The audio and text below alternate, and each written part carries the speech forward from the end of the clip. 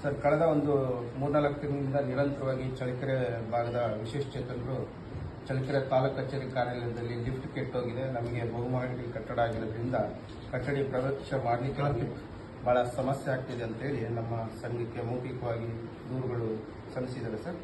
Sir, ಈಗ ನಾನು ಇಲ್ಲಿ ಬಂದು ಚಳ್ಳಕೆರೆ ತಹಶೀಲ್ದಾರ್ ಕಚೇರಿಯನ್ನು ಖುದ್ದಾಗಿ ಭೇಟಿ ಮಾಡಿ ವಿಶೇಷಚೇತನ ಕುಂದುಕೊರತೆ ವಿಚಾರಗಳನ್ನು ಕಚೇರಿಯಲ್ಲಿ ಪರಿಶೀಲಿಸಿದಾಗ ಲಿಫ್ಟ್ ಕೆಟ್ಟು ನಿಂತು 6 ತಿಂಗಳೇ ಕಳೆದರೂ ತಾವು ದುರಸ್ತಿ ಬಗ್ಗೆ ಯಾವುದೇ ಕ್ರಮ ವಹಿಸದಿರುವುದು ಅಂಗವಿಕಲರ ಹಕ್ಕುಗಳ ಕಾಯ್ದೆ 2016ರ ಉಲ್ಲಂಘನೆಯಾಗಿದೆ.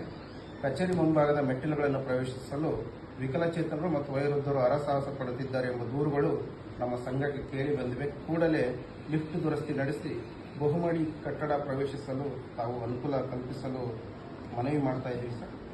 ಮತ್ತು ಜೊತೆಗೆ ಏನು ನಮ್ಮ ತಾಲೂಕು ಕಚೇರಿ ಕಾರ್ಯಾಲಯ ಇದೆ, ಭಾಳಷ್ಟು ವಿಕಲಚೇತನರು ಕಚೇರಿ ನಿಮಿತ್ತ ಪ್ರತಿದಿನವೂ ಬಂದು ಹೋಗ್ತಿದ್ದಾರೆ ಸರ್.